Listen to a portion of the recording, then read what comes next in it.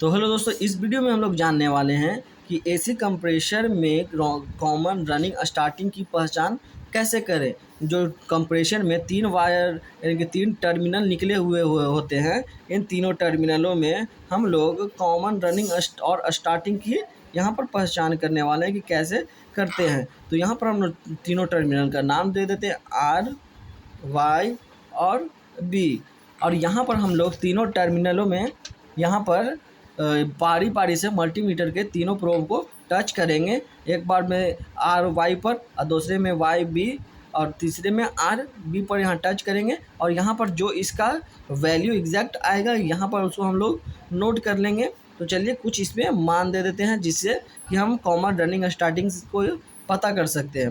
तो यहाँ पर मान लेते कि जब हम वाई और आर पे टच कर रहे हैं तो हमारा 100 ओम आ रहा है। वाई बी पर हम जब टच कर रहे हैं तो 70 ओम आ रहा है।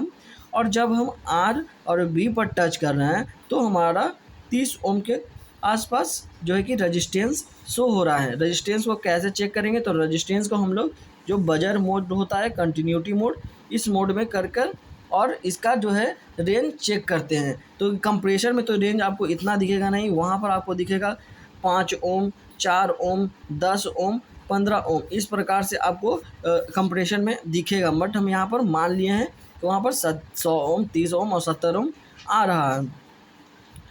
अब यहाँ पर हम लोग आर प्लस वाई बराबर 100 ओम लिख लेंगे और आर प्लस बी बराबर 30 ओम लिख लेंगे और वाई प्लस बी बराबर जो है वह 70 ओम लिख लेंगे। इसी प्रकार से जो है कि हमारा डाटा दिया हुआ है। अब इसमें हम लोग कॉमन रनिंग और स्टार्टिंग की पहचान कैसे करें ये देखते हैं।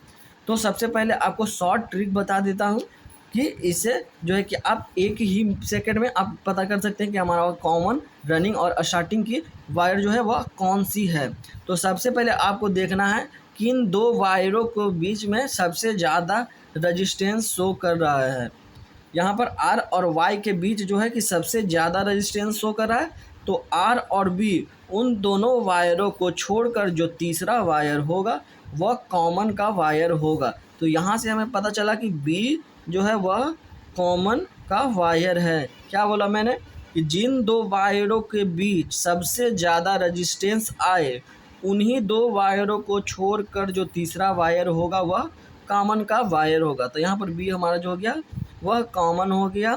और कॉमन पर ही रख कर जब हम इन दोनों पर टच करेंगे, कॉमन वायर पर रख कर जब इन दोनों वायरों पर हम लोग पारा पारी से टच करेंगे तो कुछ मान बताया है, जैसे कि यहाँ पर आप देख सकते हैं।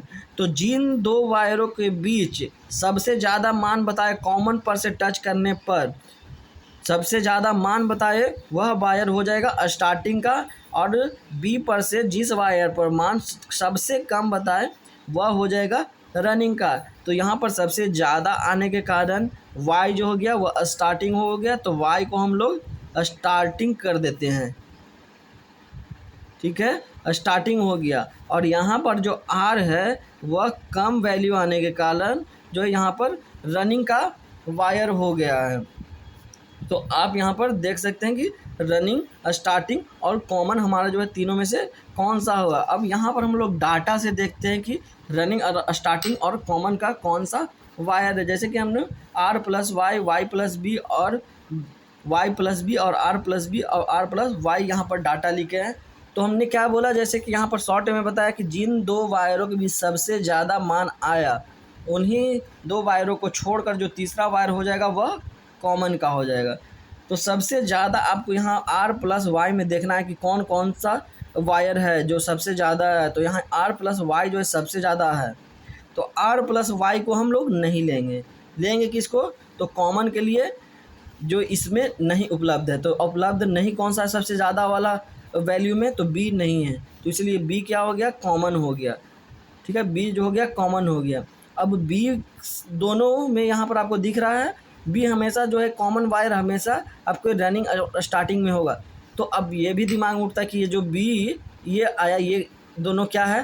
तो यहाँ पर जो इन दोनों में सबसे ज़्यादा आया ये रनिंग और स्टार्टिंग होने के कारण जो है सबसे ज़्यादा यहाँ पर वैल्यू शो कर रहा है। तो यहाँ पर रनिंग और स्टार्टिंग आर वाई ही है, मगर इसमें ना होने के कारण यहाँ पर बी क्या हो गया, कॉमन हो गया। तो अब रनिंग आर होगा या फिर ये रनिंग होगा या ये स्टार्टिंग होगा, ये स्टार्टिंग होगा, अभी कंफर्म नहीं है। कंफर्म कॉमन पर अब डाटा आने के बाद हम लोग चेक करेंगे। तो कॉमन पर से जिस पे वैल्यू कम आए वह रनिंग का, यानी कि आर जो हो गया रनिंग का हो गया। कॉमन पर से जिस पे वैल्यू कम आए वह रनिंग का, और कॉमन पर से जिस पे ज़्यादा वैल्यू आए वो स्टार्टिंग का वायर हो जाएगा, यानी कि टर्मिनल हो जाएगा। तो वाई जो हो गया वह हो गया स्टार्टिंग का, ठीक है, स्टार्टिंग का ये वायर हो गया वाई। तो आप लोगों को अच्छी तरह से यहाँ पर समझ में आ गया होगी कंप्रेशन में रनिंग और स्टार्टिंग और कॉमन की पहचान हम लोग कैसे कर सकते हैं। तो वीडियो अच्छा लगा हो तो वीडियो को लाइक करें, शेयर करें और सब्सक्राइब करें। धन्यवाद।